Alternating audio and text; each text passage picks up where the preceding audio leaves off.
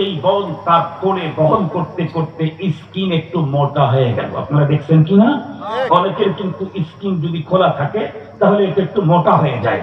সেই বন বাবা ইন্তেকালের পরে তার নিজের পাওনাটাই চেয়েছে ছোট ভাইয়ের কাছে, ভাই বাবা তো মারা গেছে, আম্মাও তো মারা গেছে, তো আমি কতটুকুন পাই আমাকে একটু দাও না, তুমি তো অনেক বড় শিক্ষিত, লক্ষ টাকা তুমি বেতন পাও, অনেক ব্যবসা তোমার আছে, আমার ফ্যামিলি তো কষ্টে তো চলে, তোমার হাত দুলাভাই তো কাজ করতে পারে না, আমার টুকুন আমাকে দাও। বোন কেন তার পাওনাটা কেন চাইলো?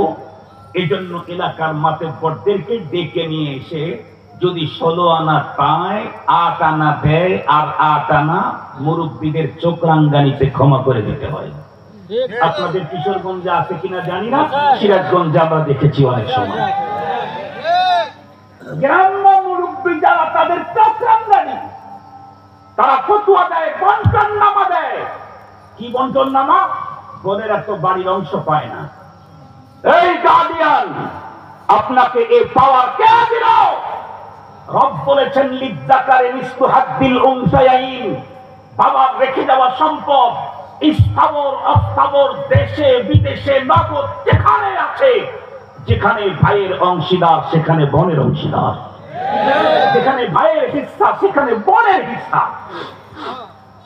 আজকে বোনকে বাড়ি থেকে যারা বঞ্চিত করলো, যেই মাতব্বরেরা আল্লাহর আদালতে এই মাতব্বরদের বিরুদ্ধে আবার আপিল হবে, কেস হবে, মামলা হবে, এটা দেখার জন্য তো মরার পরে আদালত দেখা দরকার নাই। ৩৬শে জুলাইয়ের পরে, আগস্ট জুলাইয়ের পরে বাংলাদেশের আদালত দেখলেই বোঝা যায়। দেখেন নাই ৩৬শে জুলাইয়ের আগে এদেশের দলামানিক না কালামানিক অনেক বড় বিচারপতি, তার দম্ভ, তার পার, তার অহমিকা চরমে ছিল।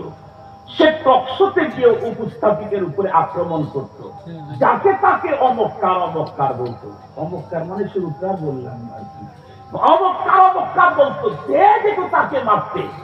সে কত মানুষের বিরুদ্ধে কি বলে অবিচার করেছে। এখন বলেন তো দেখি, সেই বিচারক এখন আসামির কাঠগড়ায়। গতকালকের বিচারক আজকের আসামি। মনে রাখতে হবে এই অঞ্চলের মডলদেরকে, এই অঞ্চলের গার্ডিয়ানদেরকে, এই অঞ্চলের সালিসিয়ানদেরকে, এই অঞ্চলের নেতাদেরকে। আপনার জীবনে যদি কোনো একজন মেয়েকে তার বাবার বীর্য পাওনা থেকে যদি বঞ্চিত করেছেন, অপেক্ষা করেন মরণের পরে। এখন আপনি বিচারক ছিলেন, তখন আপনার বিরুদ্ধে বিচার হবে, আপনি তখন আসামি হবেন।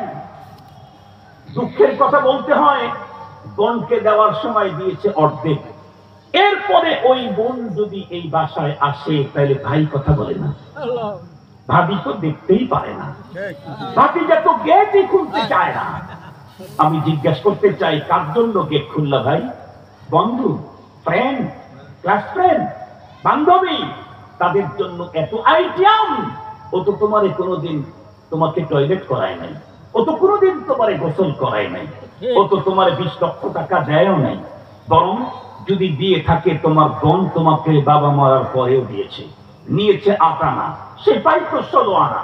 তারপরেও তোমার বাসায় যদি বোনের খাবার না হয়, আল্লাহর জান্নাতে তোমার জায়গা হওয়ার সম্ভাবনা নেই।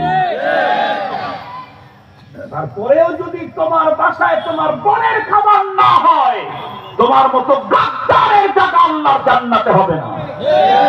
আল্লাহ পাকের রাসূল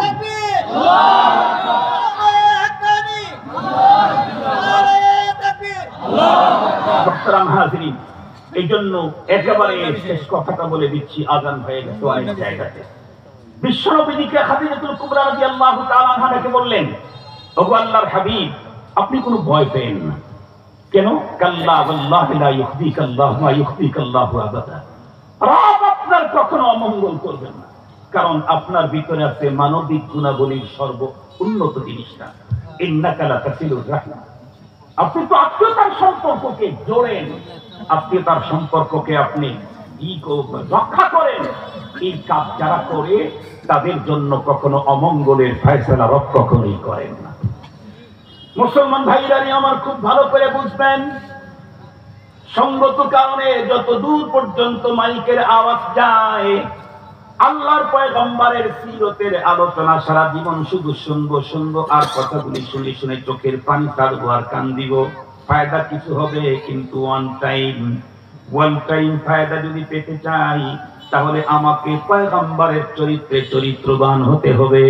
পয়গম্বর নবুয়তের পরে আমার পয়গম্বরের চরিত্রের মাধুরতা কি পরিমাণে বেড়েছিল সেটি তো বর্ণনা করার টাইম পাইলাম না।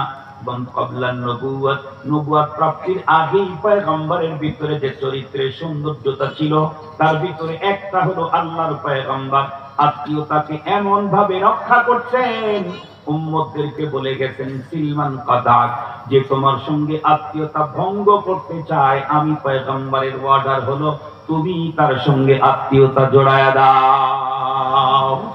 মুসলমান ভাইরা আমার, নামাজ পড়া যেমন ইবাদত, যেমন নেকির কাজ, রোজা রাখা যেমন ইবাদত নেকি।